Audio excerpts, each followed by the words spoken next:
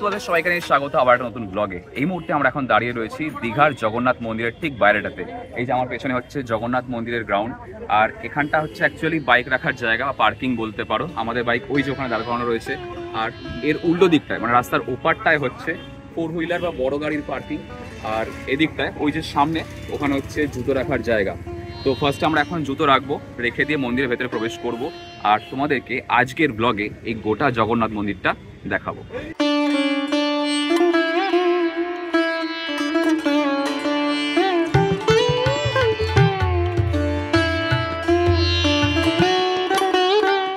এখানে এখন কিছু জায়গায় কাজ চলছে, আর ওই যে ওই জায়গাটা ওখানে আমরা জুতো রেখে চলে এসেছি মন্দিরের যে পূর্ব দিকের দরজা সেদিকে। বাইক পার্কিং এর জন্য পার্কিং ফি বা জুতো রাখার জন্য টাকা কোনো কিছুই কিন্তু আমাদেরকে দিতে হয়নি। মন্দিরে প্রবেশ করার আগেই আমরা এ ব্যাপারে নিশ্চিত হয়ে নিই ভেতরে ফটো তোলা বা ভিডিওগ্রাফি অ্যালাউড আছে কিনা। তো এই মুহূর্তে আমরা এখন এসে গেছি মন্দির চত্বরের একদম ভেতরে, বা বলতে পারো মন্দিরের যে প্রাঙ্গণ সেখানে। আর আমার পেছনে এদিকে হচ্ছে রাস্তা, এটা হচ্ছে পূর্ব দিকের গেট, ওখান দিয়ে আমরা সবেমাত্র ঢুকলাম। আরও ওদিকে বিভিন্ন জায়গায় কাজ চলছে এখন এই মুহূর্তে। পুরো মন্দিরের কনস্ট্রাকশনের কাজ কিন্তু এখনো শেষ হয়নি। ওই যে ওখানে মন্দিরের রথগুলো রাখা রয়েছে জগন্নাথ দেবের, এখানে একটা ছাওয়া মতন করা রয়েছে বসার জায়গা। এখানে বোধহয় কীর্তন বা কিছু হবে হয়তো, খুব সম্ভবত, শিওর নই। দীঘা, যা বাঙালির দুদিনের ছুটি কাটানোর আরেক নাম, সেই দীঘা স্টেশনের পাশেই নবনির্মিত এই জগন্নাথ মন্দিরটি তৈরি হয়েছে। 20 একর জায়গা নিয়ে তৈরি এই মন্দিরটির নির্মাণ খরচ প্রায় 200 কোটি টাকারও বেশি। মূল মন্দিরটির উচ্চতা 213 ফুট। সম্পূর্ণ মন্দিরটি তৈরি হয়েছে বেলে পাথর দিয়ে। ফটোতে বা ভিডিও যতটা না লাগে, সামনাসামনি মন্দিরটা কিন্তু বিশাল বড়। দেখো, এটা হচ্ছে দক্ষিণ দিকের গেট, আর আমরা যেটা দিয়ে ঢুকলাম সেটা হচ্ছে পূর্ব দিকের গেট, ওদিক দিয়ে। আর ওই সামনে দিয়ে গেছে হচ্ছে দীঘার যে রাস্তাটা, মানে এদিকে হচ্ছে দীঘা, নিউ দীঘা, আর এই পাশটাতে একটু এগিয়ে গিয়ে হচ্ছে স্টেশনটা। মেন গেট থেকে এন্টার করার পর এই যে দু সাইডে দ্বীপগুলো রয়েছে, এগুলো রাত্রিবেলা জ্বলবে আর কিছুক্ষণ পরেই, সন্ধে হওয়ার সঙ্গে সঙ্গে। আর মন্দিরটা সাইড থেকে তোমাদেরকে দেখাই, দেখো কতটা বিশাল। প্রচুর টুরিস্ট, প্রচুর মানুষের ভিড়। পুরীর জগন্নাথ ধামের আদলে তৈরি দীঘার জগন্নাথ মন্দিরের যে মূল প্রবেশদ্বার অর্থাৎ সিংহদ্বারের ঠিক সামনেই আছে অরুণা স্তম্ভ বা সূর্য স্তম্ভ। এই স্তম্ভটি 16 পার্শ্বযুক্ত, যার উচ্চতা 34 ফুট। ক্লোরাইট পাথর দিয়ে তৈরি এই স্তম্ভের উপরে খোদাই করা রয়েছে সূর্যের সারথি অরুণার মূর্তি। এই হচ্ছে মন্দিরের গেট, যেটাতে এক্ষুনি আমরা বেরোলাম। এই বেরিয়ে আসার পর ওপাশে আর এপাশে দেখো দুখানা পদ্ম ফুলের পুকুর রয়েছে ছোট করে। এই দেখো বেশ কিছু কুঁড়িও ফুটে রয়েছে।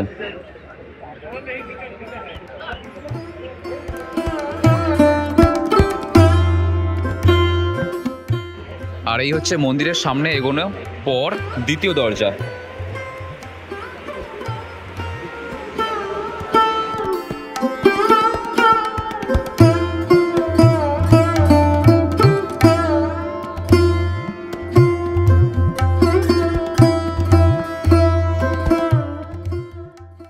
দ্বিতীয় প্রবেশদ্বার থেকে আমরা চলে আসি মন্দিরের তৃতীয় প্রবেশদ্বারের সামনে, যা বর্তমানে বন্ধ আছে।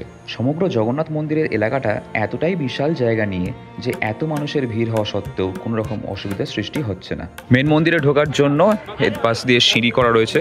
বয়োজ্যেষ্ঠ মানুষ বা বিশেষভাবে সক্ষম মানুষেরা যাতে স্বাভাবিকভাবে প্রভু জগন্নাথের দর্শন করতে পারেন, সেজন্য মন্দির চত্বরে হুইলচেয়ারের ব্যবস্থাও করা রয়েছে। মন্দিরের দেওয়ালের কাজগুলো কিন্তু বেশ নিখুঁত, আর সম্পূর্ণটাই তৈরি হয়েছে কলিঙ্গ স্থাপত্য কীর্তির আদলে।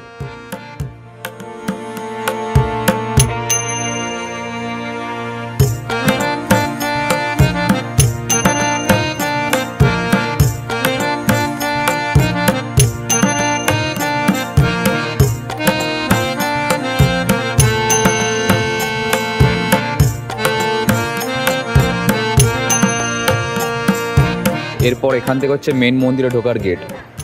এতক্ষণ আমরা বাইরেটা ঘুরলাম, এবার আমরা যাচ্ছি হচ্ছে মেন মন্দিরের ভেতরে। আর ভেতরটা দেখো জাস্ট,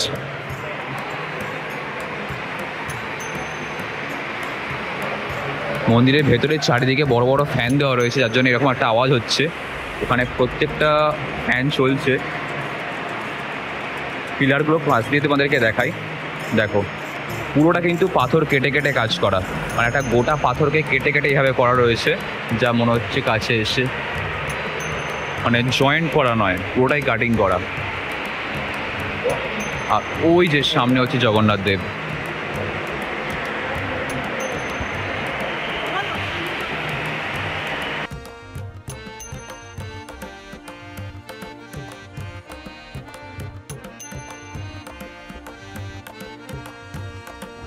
ভাই কেমন লাগলো ভেতরে ঢুকে? অসাধারণ, সত্যি মানে চোখ ভরে গেছে আমাদের, চোখ মন সব ভরে গেছে।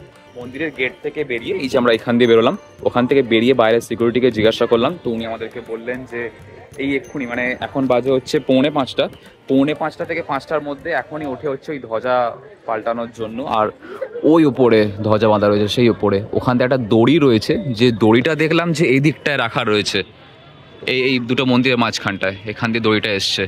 তো হয়তো আমার মনে হচ্ছে এখান দিয়ে উঠতে পারে। এবার দেখি, আমরা এখানটায় দাঁড়ালে বললো যে এখান দিয়ে দেখা যায়, যখন ওপরে উঠে যায় তখন দেখা যায়, হয়তো এখান দিয়ে উঠবে। এবার হয়তো বলছে এই কারণেই, কারণ আমি এর আগে আসিনি, প্রথমবার এলাম মানে দীঘার জগন্নাথ মন্দিরে, তো দেখি, দেখে যাবো এসেছি যখন, কি বলো? সেই যে উঠেছে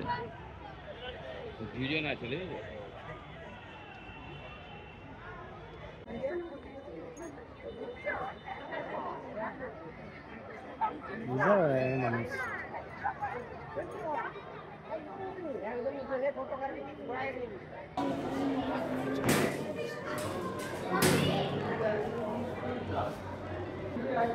এখানে ডোনেশন দেওয়ার বক্স, সব রকম নোট দিতে পারো, তোমার যে কালার পছন্দ তুমি সেই কালার ডোনেশন দেবে, বেগুনি, সবুজ, হলুদ।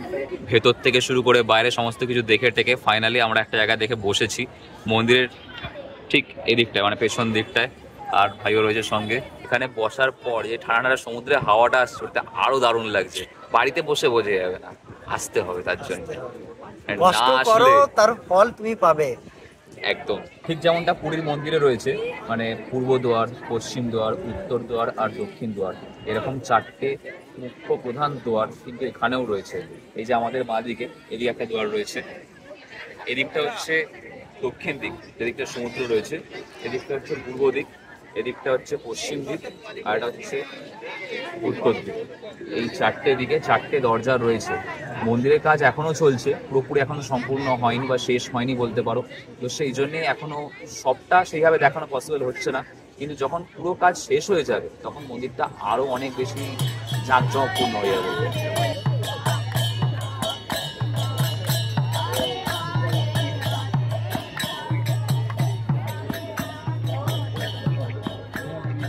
এপাশে আকাশে মেঘ রয়েছে, ওদিকে সূর্য যাচ্ছে অস্ত, আর এদিক থেকে মন্দিরটা দুর্দান্ত লাগছে। আমরা চলেই যাচ্ছিলাম, ওদিক থেকে ঘুরে বেরোলাম, এদিক দিয়ে হয়ে এসে এদিক দিয়ে এসে আমরা যেদিক দিয়ে ঢুকেছিলাম ওই যে ওইদিকে হচ্ছে গেট, আর এদিকে রথগুলো রয়েছে। চলো ভাই রথগুলো কাছ থেকে দেখে আসি।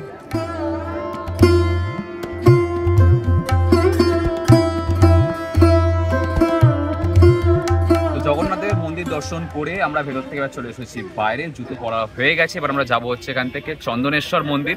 চন্দনেশ্বর মন্দির যাওয়ার জন্য আমরা নিউ দীঘার রাস্তা হয়ে মানে একদম সোজা বেরিয়ে যাবো। উড়িষ্যা আর ওয়েস্ট বেঙ্গলের যে বর্ডার রয়েছে, মানে দীঘা যেখানে শেষ, উড়িষ্যা যেখানে শুরু, সেখানেই হচ্ছে সেই চন্দনেশ্বর মন্দির।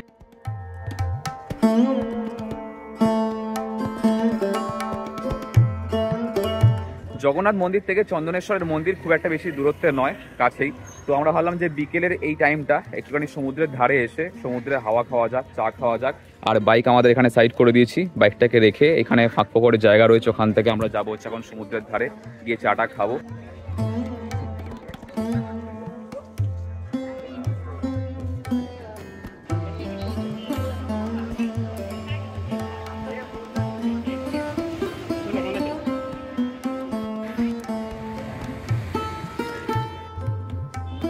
তো কালকে সমুদ্রের পাড়ে গিয়ে বসে ওই সমুদ্রের হাওয়া খেতে খেতে এতটাই ভালো লেগে গেছিলো যে আমরা আর তারপর ওখান থেকে উঠিনি। আর আজকে সকালবেলা ঘুম থেকে উঠে একদম মুখ চোখ খোলা অবস্থা নিয়ে আমরা চলে এসেছি চন্দনেশ্বর মন্দির, এই ঠিক আমাদের সামনে। চলো তোমাদেরকে দেখাই। এই হচ্ছে মন্দির চত্বর, যার দুপাশে রয়েছে বিভিন্ন দোকান, বিভিন্ন জিনিসপত্র পাওয়া যাচ্ছে। আর এই হচ্ছে মন্দিরের গেট, এখানে আমরা জুতো রেখে দিয়েছি আমাদের, দিয়ে চল তখন দিয়েছে। তোকে নিয়ে নিস 74 নম্বর।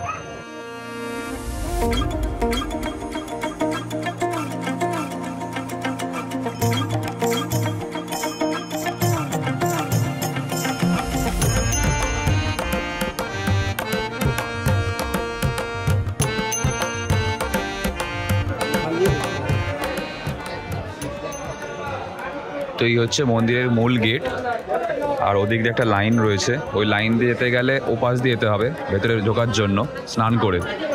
আর যদি এমনি দর্শন করতে চাও তাহলে এখানে দরজা খোলে। এদিকে হচ্ছে মন্দিরের মেন লাইন ঢুকছে, আর লাইনটা পুরো সেই শেষ অবধি। ঘড়িতে বাজে হচ্ছে 8:26, আমরা চলে এসেছি। আর বাইরে ওয়েদারটা এখন জাস্ট দেখো, পুরো আকাশ মেঘে ঢেকে গেছে, আর বৃষ্টি মোটামুটি হচ্ছে ঝিঝির করে। নিচে আমাদের বাইকগুলো সাইড করা রয়েছে ওখানে।